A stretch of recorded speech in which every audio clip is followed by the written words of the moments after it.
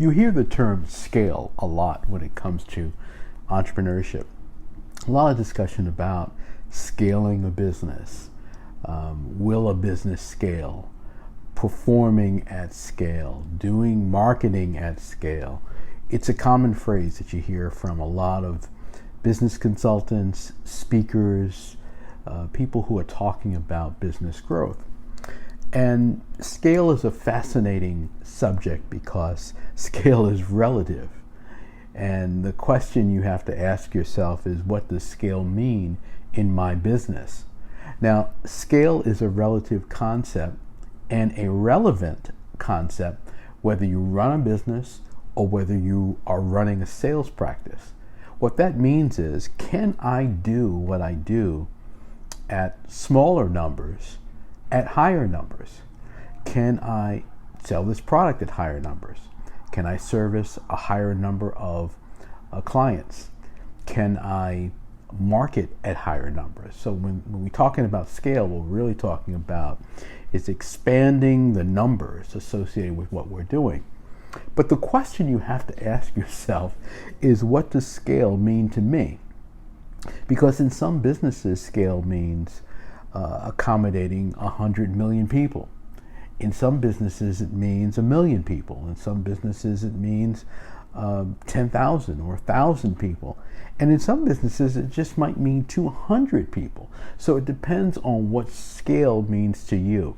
It's an important question to ask yourself, whether you're a sales professional or whether you're an entrepreneur. Does scale mean 100? Does it mean 1,000? Does it mean 10,000? Does it mean 100,000? Does it mean 1 million? What does scale mean to you when it comes to selling, marketing, servicing, and building a thriving business? Now that number is important because it will define what it is that you should be doing day to day, how much effort, how much focus, what's the scope of your marketing, what's the scope of your communication, what should be in your pipeline.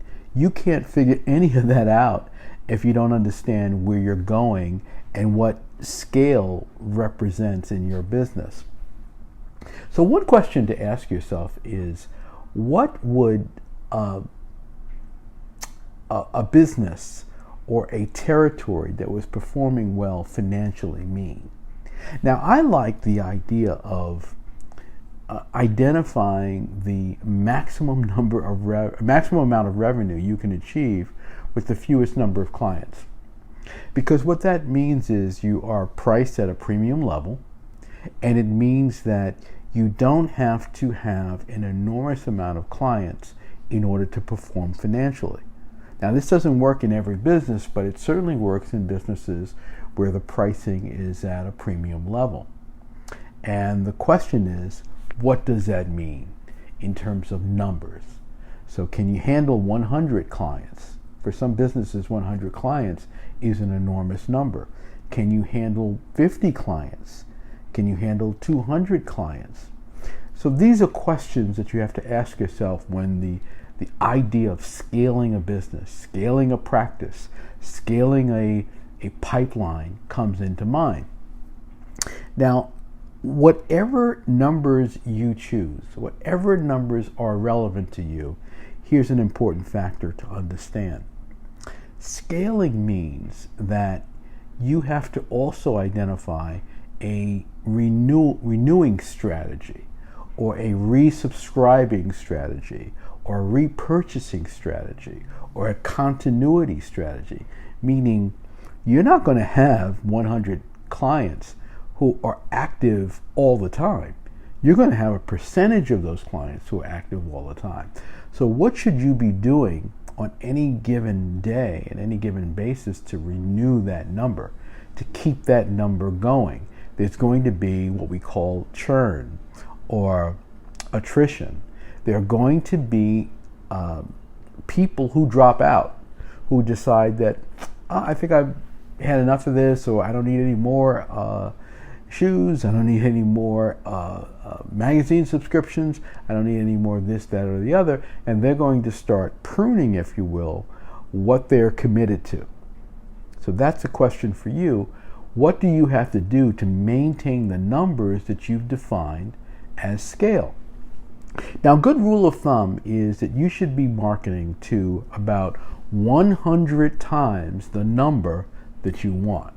Now, that might sound incredible, but it's the reality. If you want 10 clients, you should be marketing consistently to 1,000 prospects. If you want 100 clients, you should be marketing to 10,000 prospects, and so on. 100 times the number that you think that you need are the kind of numbers that you need to be marketing to. Because the reality is a small percentage of those people are going to respond. And the number of people who respond is typically so small that if you don't have an ongoing effort, there's no way you're going to grow. See, there are a lot of businesses that you can start or you can get into fairly easily. And that's one of the challenges today. A lot of people enter businesses, and yeah, you can be a professional speaker. Yes, you can be a consultant. Yes, you can be someone who wholesales products, or you can do any number of things. But the question is, how large can you grow that business? And what's involved in growing it? And what most people find when they get into businesses like that is that growth requires more thinking and more strategy and more ingenuity than they realize, because there are a lot of people who can get into those businesses. Now, once you are in a position where you can spend more to acquire a client, well, then you have a great defensive position. And if you're selling for someone and they're out there marketing a lot and they're getting their name out there, they're spending money to get clients in the door. And that's a great position to be in. But if you're in a typical business where it's easy to get into, difficult to scale, you've got to figure out what those numbers are, and you've got to be really savvy about what you do day to day. That means marketing every day. It means marketing at higher levels, whether it's direct response, whether it's online ads, whether it's display ads, branding ads, whether it's email marketing. You've got to be very savvy about scaling your business. Now, what have I said here? The first thing is, what does scale mean to you? You've got to figure that out. What would a thriving business, a thriving practice, a thriving sales territory mean if it were scaled, if it were performing at optimal levels? And then the next thing is, how do I maximize revenue with the fewest number of clients? Now, this is an important consideration because it means the quality of your clients is very high. It means the revenue per client is very high, and that's a great place to be. And it's also good to do that at great numbers. And then the third piece of this is making sure that you have a clear strategy for renewals, for continuity, for repurchases. Very important strategy going forward. And as a rule of thumb, in order to achieve that, you've got to be marketing to at least 100 times the number that you want to have as clients. Well, if you like this discussion of scaling and this is valuable to you, give me a thumbs up. Let me know. Make sure you subscribe to my channel. Make sure you share this with someone who is running a business, running a sales territory, and wants to scale that. Make sure you're subscribed too. I don't know if you're subscribed. If you're watching, make sure you are subscribed, because that way you'll be notified when I have new videos, and often I have some special things that I share just with my subscribers. Hope you enjoyed this, and I'll see you next time.